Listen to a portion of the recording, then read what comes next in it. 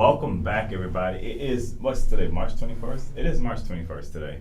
And we are in the beginning or the middle of our first confirmation hearing, I guess, for the first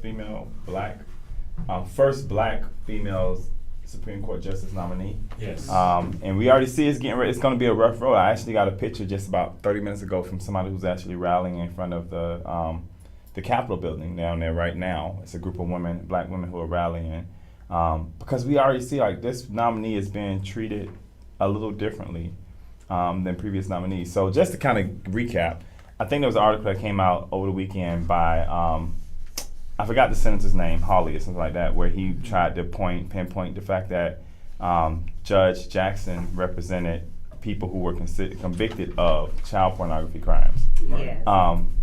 She gave lighter sentences to people of child pornography, is what they're basically accusing her of. Yeah, but my thing is that, but didn't he mention something about her representing them too? If I read right, or maybe I'm misreading. That because she remember she was a public defender before she was anything, right? She was a federal public defender. Right, which means that she represented all sorts of criminals. That is something that was yeah, but this is the thing that's interesting. Like, I think I've already read that she represented people who did child pornography. Right. That she may have sentenced some people who did that. She represented people who were terrorists in Guantanamo Bay. Wasn't her job as a public defender to represent people, even though they're heinous crimes? Like you still have to they still did get representation. Yeah. So what's the difference? Besides the obvious, that she's it could just be meaning that she's black. Is that the difference? Possibly, but she's not the only one who has given lighter sentences to child porn, people who have engaged in child pornography, and have been convicted. She's not the only one, and to try to pinpoint that is really kind of it is misleading, as if she's on the side of because she defended them. But that was her job as a public defender. That's the part that throws me off, I think, a little bit about her, is that so the Senate's job by the Constitution is to, I forgot how they put it in the Constitution, but I'm going to paraphrase it. It's literally to look at a person and make sure that the president has nominated somebody who's qualified to do the job. Period. That's the whole consent, and I forgot the other term they used, but it's literally just to look and make sure the person's qualified. Right. So let's just look at the last couple of nominees. Brett Kavanaugh, right? We know that he went before the Senate. A woman came out as soon as he was nominated, said that, hey, when I was in college, Brett Kavanaugh took advantage of me. Right. She spoke at his hearing. Right. He got confirmed. Yes. Amy Barrett, she got confirmed, I think, a week and a half before, or 2 weeks before the last election, which they stopped Obama's nominee, who was Merrick Garland at the time. When Obama nominated him almost a year before his time out of office, right. They stopped this thing, but they rushed Amy Barrett through with almost 3 weeks left before the election, right. And she got confirmed. You know what I'm saying? Like Judge Jackson, you're going after her for doing her job. Her job was to defend these people. Whether or not you like it or not, that's what defense attorneys do. Right. It is their job. I found another article talking about Dick Durbin, and Senate Judiciary Committee Chairman Dick Durbin, who represents Illinois. Mm-hmm. And he was saying that, and they're both Republicans, but he was saying that Republican Josh Hawley it's just a thinly, and I quote by this article I read, that it was a thinly veiled swipe, meaning that what you're talking about, man, really has no merit. It's funny because I think back to Lindsey Graham voted for her because she just went through a nomination hearing last year, where she was getting ready. Joe Biden had actually appointed her to sit on the D.C. circuit, which is like compared to when it comes to like federal courts. The Supreme Court sits here. The D.C. circuit literally is right behind her, right? Yeah. She got confirmed, and it's sad because we call it a bipartisan vote, but she got 3 Republican senators. Lindsey Graham supported her. Susan Collins from, I think, Alaska supported her. Mm-hmm. And I forgot the last one, but it's another senator, and I forget where she's from, but she supported her as well, right? And now, immediately after she was nominated, what's his name? Lindsey Graham came out and was like, well, the extreme left has gotten their way because he wanted Joe Biden to appoint another African-American woman who was actually another judge who was actually from South Carolina. So have we gotten to the point where politics is all about either you give me what I want or I go in the corner and I pout and kick until I get what I want? Like, so he's not going to vote. So he's looking like he's not going to vote for her. Right. All because of the fact that Biden didn't nominate the person he wanted him to nominate, who would have still been a black woman and still would have been an awesome Supreme Court justice. And she has a really stellar record, but this is probably, Judge Jackson's probably the most qualified person that we've ever nominated to the bench. And out of everybody who's on the bench right now, she's probably more qualified than at least four of the people I can tell you right off the bat. Right. Who's done that. You know what I'm saying? Like, I don't... And, you know, when you talk about the people who are the sitting Supreme Court justices, you got to remember Thomas. Mm-hmm. Had and they had a big old what to do when Anita, I forget her name. Not Anita Baker, but I want to call her Anita Baker. But Anita something, I forget her last name. Sorry, but the point is Anita Hill. Thank you. And she, you know, that was a big what to do about that. Yet he was still appointed. Mm-hmm. You know, so we can't really discount the fact that she's qualified. So so you can try to throw some dirt at her, but the dirt that's being thrown at her is nowhere near as serious as the dirt that has been thrown at the previous as the current sitting judges that are on there. And, you know, it's nowhere near as serious. Because what the dirt that they're trying to throw at her is something that she was doing her job. And there are countless other judges who, while doing their job, still had to still ended up giving, lighter sentences to these child pornographers.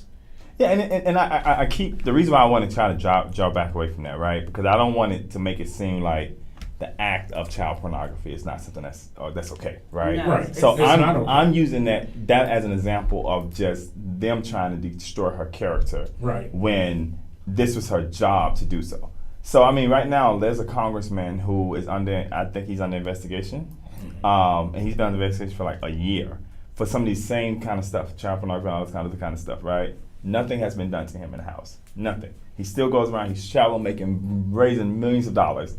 Nothing has been done. But why is it that it seems like every single time a black person has pushed the barrier a little further, it seems like they come back and they try to push back against us. And for you, I mean, you are a black woman, young black woman, right? I would think that it's exciting for you guys to be able to see that there's that the limits that are out there. Because not only being you're a woman, you're black, right? You have two negatives against you. But how do you feel about all this, like with everything that's going on? I mean, I'm definitely proud of Ms. Jackson and everything that's coming her way. It's not surprising to me because they did the same thing, and I know it's different, but they did this with Kamala Harris, and that was someone that I was very excited for. I really like Kamala Harris because I have followed her in her past. But when I posted her celebrating her, I had a lot of my followers just demeaning, calling her all types of names, and I was just like, it's not that her past is squeaky clean, but at the same time, like you said, she was just doing her job, and we don't compare her to like her white counterparts because, like you said, it's just a different comparison. Yeah, I mean, you even think about Mike Pence was the vice president of this country for 4 years. Joe Biden was the vice president before him for 8 years. The scrutiny that Kamala Harris gets has been totally different than what Mike Pence got. That what Senator Joe Biden got, which was before that was Dick Cheney. I mean, Dick Cheney literally fed us a lie to get us into Iraq, and still the way they talk about him is totally different. And we can keep going back. Al Gore was not depicted the way that these people, the way that they're depicting Kamala Harris, but it seems like every single time and this is the part that bothers me because white America will tell us that black America is too sensitive, right? And this is something I hear like all the time. Like, you guys are just too sensitive. Like, oh, they didn't mean it that way. Oh yeah. But I mean, and these are the same white Americans who are Christian belt white Americans, right? Right. And there's a verse in the Bible that clearly says from the heart the mouth speaks, right? Basically, meaning like what's in your heart eventually has to come out of your mouth. So how do we keep going with the excuse like, oh, they didn't mean it that way when that's the way they said it, right? Right. The fact that when she was first nominated, people were upset. They were upset because it was like, why would Joe Biden commit to nominating a black woman? Like, what's the difference, right? Right. Ronald Reagan, right? Ronald Reagan, when he nominated, I think or was it Bill Clinton or Ronald Reagan, when they nominated, or let's go with the George Bush father, right? He nominated Clarence Thomas to the bench, right? When he nominated Clarence Thomas to the bench, he made it very well known that he was nominating a black man to the bench to replace, what's his name? Oh, God, the one who sat on the bench before Clarence Thomas, the first black Thurgood Marshall, right? Before he wanted to appoint another black man to sit in the seat of Thurgood Marshall, and he appointed Clarence Thomas. There was no hoot and holler about it, right? People wasn't going crazy, and it beckons that whether this is race issue, or rather our politics have become so cynical that we can't even be fair about the way we do politics anymore. You know what I'm saying? Like, is it that cynical? Because, I mean, obviously, George H.W. Bush nominated a black man. There was not there's this much behind it, right? Joe Biden, who's a Democrat, points out to a black woman, and now, like, the world is on fire. All right. Yeah. Anything? I mean, no, I agree. I mean, I think it's just, that's the world we live in. Like, people, especially with social media, it's almost like if we take it to like cancel culture, it's like, do one thing that's wrong, or we're looking at you in a judgmental scope, but it's like we don't look at, like, there's nothing in this article that talks about the things that she has done, the people that she has represented. So that's going to be common for her. But I think at the end of the day, all we have to do is stay strong and just be happy. You know, at the end of the day, I'm very excited that, you know, the Supreme Court, you know, nominated her. And I believe that if we just keep pushing past all this media talk, that everything will be And it fine. will become a real issue, because the reality is that she has to get 50 votes, right? She has to get 51 votes, period. Yeah. What holds that up is that we know we have 48, right? We know we have 49 with Kamala Harris, because she could be a tie-breaking vote with Vice President Kamala Harris. There's still 2 Democratic senators out there who have really seemed like they've made a living off of destroying everything that Joe Biden said yes to. Senator Manchin and Senator Sinema, right? So I just, the reason why I want to bring this up is because this is the beginning again of our confirmation hearings. And I believe that as people, not only just as black people, as people in general who care about the Constitution, care about what the rules of the game are, we have to be vocal and let the Senate know that we expect for them to give her a fair trial. We expect for them to be fair. Go through the process, go through the question process, go through the vetting process, but let's be fair in the process, right? And let's not try to set precedent on this one, because the black community ain't fun to have it. We're not gonna have it, because you've already, like, in some way, fashion, and form, you've already got us to when I say us, to turn against our own first African-American female and African-American female, or our first female and African-American vice president. And I don't want her to end up in the same boat. And for Republicans, I don't get the politics of it, because it's not like her going on the bench is going to change the dynamic of how they vote right now, right? We know that this Supreme Court is a lot more conservative than it is liberal, because they have Chief Justice Roberts, they have Clarence Thomas, they have Brett Kavanaugh, they have Neil Gorsuch, they have the one I just mentioned, the female, Amy Barrett, right? So it's still 5-4, because 5-3 or whatever it is, 5-3. So I mean, it's not like it's going to change the dynamic of the Supreme Court. All she's doing is they're replacing one liberal with another liberal, and she's not that liberal either. If you look at her track record, she's not that liberal. The only thing that makes her different is that I don't know why we have a view in America that only good judges that are made of people who used to be former prosecutors, right? That's not the case. one of the things that I dislike about our system so much is that we do have a lot of people who sit in the DA's office and sit in all these other state attorney's offices who the only experience they have is being a part of the DA, right? So when they sit before a person, they sit before somebody who's convicted of a crime, the only way they can look at them is a person who's guilty automatically, right? And we've been in courtrooms where we've seen this happen, where the judge would declare a person guilty before they even had a chance to be tried in the court system, right? Because they come from that background. What's wrong with her being a former public defender representing the people? Like, I don't get that becomes an argument. It shouldn't, and there's nothing wrong with it. Maybe Hawley has a personal vendetta. Maybe, or maybe he's just playing politics for his future down the road. Maybe and he's a senator, but I mean, he may have aspirations, future aspirations. He has aspirations to run for president. And setting himself up as being against an incoming judge. So, that kind of helps sets the stage for, it's not so much, he needs to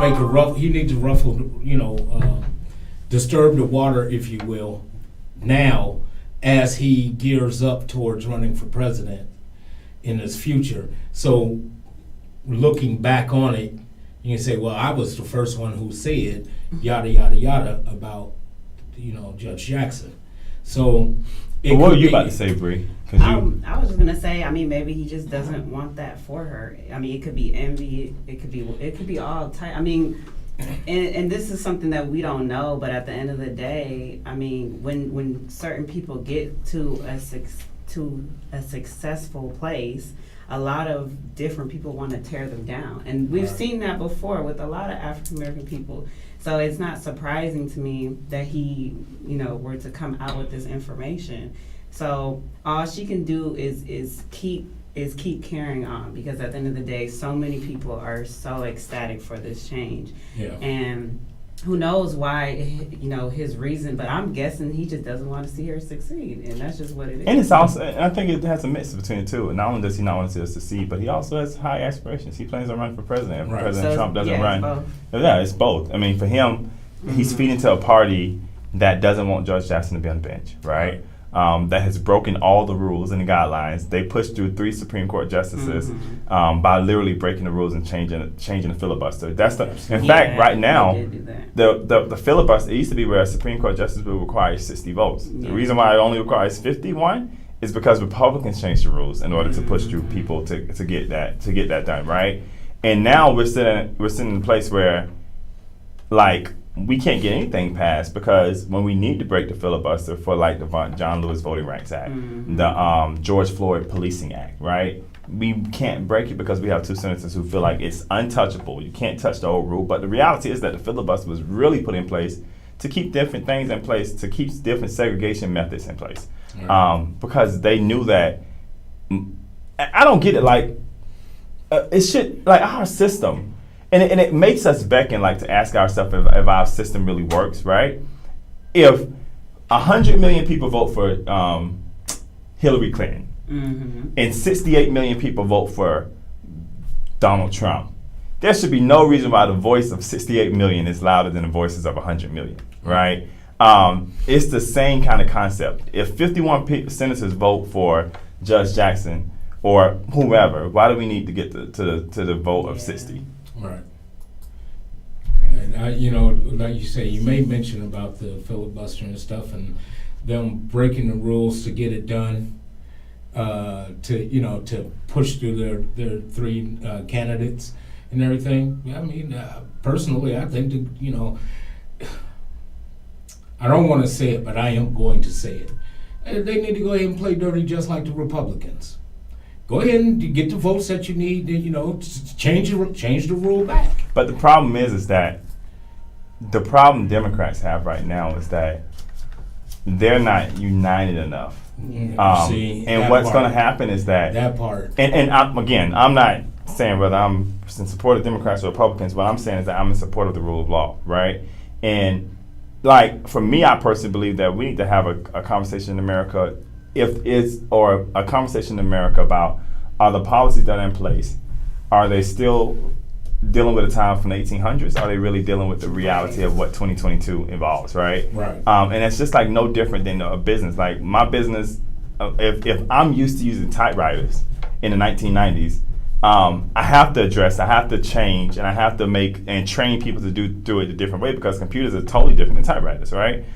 We have a law, we have a system that was built around Jim Crow, that was built around slavery, that was built around depressed or keeping people down, right? Yes. That we have not taken the time out to say, hey, let's look at it and let's see how we can make it more fair. Yeah. The fact that we're in 2020, I think it was 2016 or 2014, Obama signed something called the I forgot, but it's the Libby something. I forgot her first name, but Libby Act. And what that did is that said that a woman, if she was in the same position of a man and comes with the same experience, she deserves the right to be paid equally, just as much as the man, right? But that was a conversation we're just having in 2014, 2008, whatever it was, right? In the 2000s, right? Right. When we have had women who have lost their life in the 1960s, 1940s, 1920s for the right of women to have a right to vote and to be accounted for in society. But we're still having that same. So even when we talk about that, the fact that we're still fighting in 2022 for just a simple right to vote, it tells you a lot about and the fact that they can get away with limiting our right to vote because the Constitution gives them that right to do so, makes us, we really have to go back and really check ourselves and say, like, it's time for us to look at the Constitution. Yes. And it's time that Constitution. it's to revamp it, to make it 2022. It Yeah. is. It's not set up for us. But it's not set up for a lot of people. It's not set up for women. It's only Right. set up for. And I'm not going to. Anyone disenfranchised, it's not set up, even or minority or women or any Women. I mean, you guys are making it so politically. No, but I'm just saying it's because not- I was just gonna say for exactly who it's set up for, which is basically white males. Yeah, but again, it's not set up. But then when you say that, it's not set up for. But I'm very careful when I say it because there's some white males who sit even down there. poor. Yeah, there's some white males who are poor, Right. who sit down in rural Georgia, where the only grocery store they have, which I think Fred Swan brought this up on our show one time, is Dollar General. But these people are working and busting their behind every day to go out there and work on the farm so that we have food to eat, right? And it's not set up for them, right? So for when we have this conversation, I think that part of the problem is that Black America has to stop presenting it as just being an issue that affects us, right? Right. When your Right. when your right to vote is suppressed, it affects everybody. It does. When your wife can't get paid for what the work that she's doing, like she's not getting a fair wage for the work that she's doing, that affects everybody. When you have children who are being penalized in the system or being suspended from school, and they're being suspended at like a high rate, that affects everybody. When we can't get food, you know what I'm saying? Like these politicians every day, they're cheating the system. I think you brought up an article about a family, I think Black Voters Matter family last week, who was prosecuted because of they said they misused the funding, right? Yes, the funding. That's what, $25,000 or whatever it was. That says $2 million, right? It says 158. But in Congress, Yeah. every day they're misappropriating funds, they're doing all this kind of stuff, and they get away with it every single day. Yeah. This guy who I mentioned in Congress, who's been for 2 years now, they've been investigating him for messing with teenage girls and all this kind of stuff.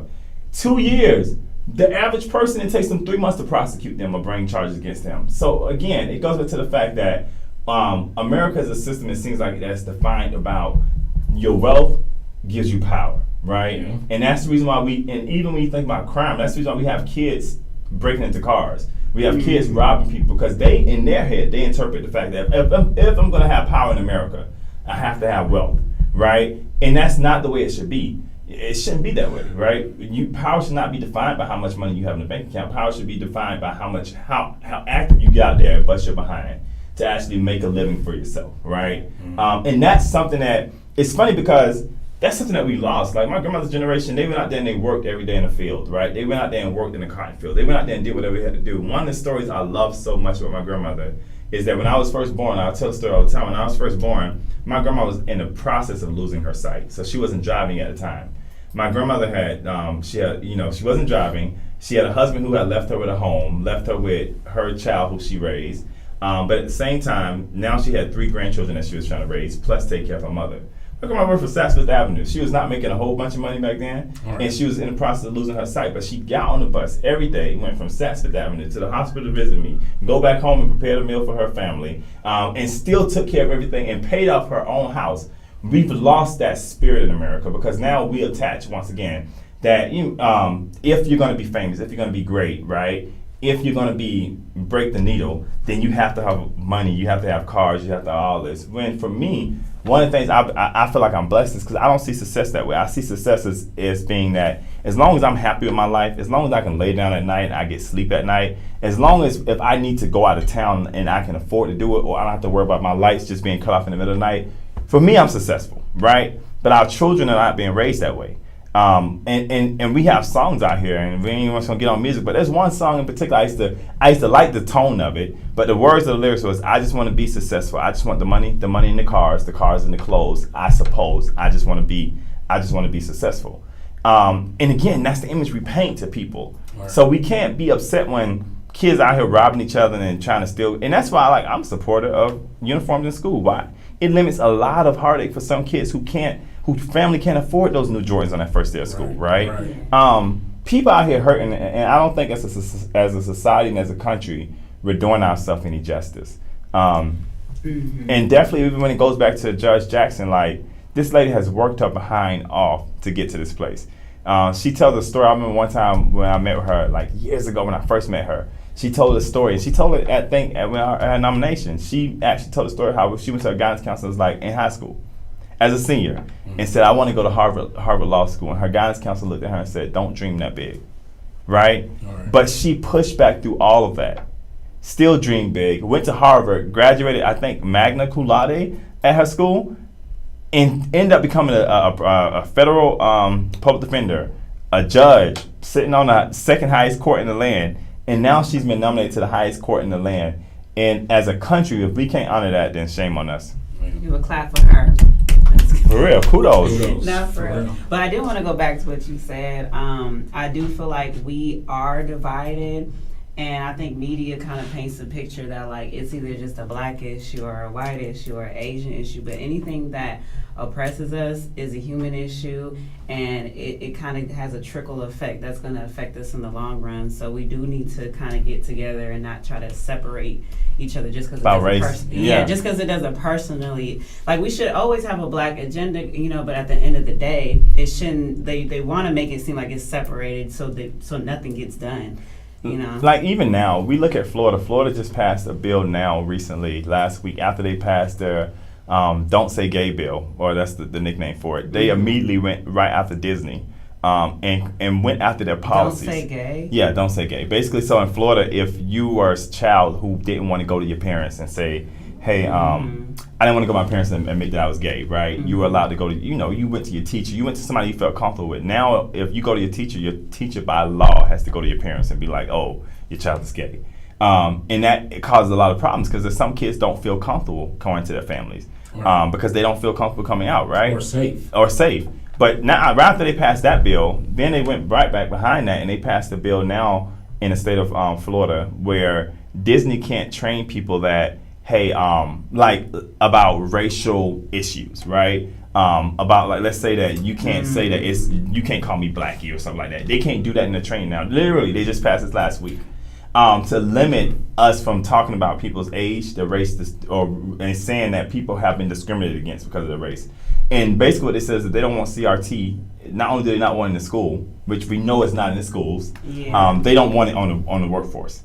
So again, and when Florida did it, now Georgia's taking up its own legislation of don't say gay. You know what I'm saying? Like it's a trickle effect. And it started with that, but it really also talks about, like you said, critical race theory. So but the thing is though, it's interesting. It's again and if African Americans want to become powerful, one of my favorite verses in the Bible says that for my people perish for lack of knowledge, right? And whether you're biblical or not, it's a very true statement because what it means is that the more you don't know, the more that can be slapped on you because you don't know, right? I don't understand how my local politics benefit me. So, I'm not going to go vote for my local commissioner, my local representative, my local chairman or mayor, right? And I understand that the taxes that I really pay into the city is directed by those people, right? lack of knowledge, right? Not understanding that, hey, if we don't get Judge Jackson on the court, the impact it's going to have on the system. Lack of knowledge, right? So we just have to really, I think we have to do more to educate ourselves. And if we want to become powerful, I remember somebody told me a long time ago, it's not knowledge that makes you powerful, it's applied knowledge that makes you powerful. So we have to take the knowledge that we do have and apply it, right? Mm-hmm. We have to apply it, because if not, we will get left behind. And we think it's bad now. Mm-hmm. When we all back on, I always be worse. And it will get, and slowly but surely, they're not asking me to look at a jar and say how many beans in the jar, but now they're saying, hey, don't bring water to your grandma who's 80 years old sitting in line. I was gonna say, when I went to Selma and I went to the museum, and they actually had some jars with jelly beans in them. And I found it really interesting, because this it was at the museum though, right? It was at the museum. And this was how folks were supposed to be able to register. That was just to register the vote. Register Yeah, the vote and stuff. Just little things like that really held people back and couldn't vote for locally, much less for the state or presidential. Mm-hmm. And it seems as if they're just slowly turning back the hands of time to going back into that. Yeah, But the success of that requires our help. Yeah. Which is for us not to be participants, Yeah. for us to not have any understanding, for us not to use any kind of wisdom, for us to just allow the status quo, if you will, to go unchecked and to move in the direction that it's going without us being able to have a say. And if we allow it, then shame on us for doing so, because we end up getting the dirty end of the stick at the end of the day. Yeah. So I was just about to say, Bree. I felt like he was about to say something else. To say something. I totally forgot. you saw that. I totally forgot. But yes, I do agree with all of that. Oh, I was gonna say, it's just important that we continue to be involved. I think it's almost like strategically put in place that, this is what I was gonna say. So distractions, the reason why I feel like we don't really care much about politics that's going on is like we're so distracted right now. Like we got, like, people would rather watch Netflix series than do the research and try to figure out the knowledge and what's going on. What helped me when I graduated college, I kind of fell into this like rabbit hole, and I listened to Angela Rye, that was my girl, and then when I came across her, who was a familiar face to me, I was like, wow, I need to learn about these politics. I need to learn about these policies. There's so much stuff that's going on that I have no idea about. And that's what made me kind of fall into that rabbit hole. So it's like letting go of those distractions. And it doesn't even take that long to educate yourself. You don't even need to be 100% familiar. It just takes like 30 minutes to an hour just to get knowledgeable about certain things that's going on. So that's all I wanted to say. Well, before we close out, I wanted to share this too. So if you are in the D.C. area, I got a text from a friend of mine who's been out there protesting. They said that just all is good. No, wrong person. Sorry. Tuesday, at or near the Supreme Court around noon, and Thursday there's the Day of Labor in D.C. So if you're in D.C. area, Tuesday they'll be out there protesting in front of the Supreme Court, and on Thursday is the Day of Labor, and next week is Faith Week, so I'm having an interfaith speak on 3:30. So yeah, we have a lot of things going on in D.C., and if you can afford to get down there, even if you can't, pick up the phone, call your senator, let them know that we're not going to play politics with this, right? Treat her fairly, and as long as you treat her fairly, we're good. But until next time, I know tomorrow we have a podcast where I think Bree and James, you will be on there talking about, you and Ali tomorrow, right? You and Ali tomorrow. Yeah, talking about, what are you guys going to be talking about tomorrow, James? I'm not 100% sure. I mean, gas prices. The gas prices. Okay. Yeah.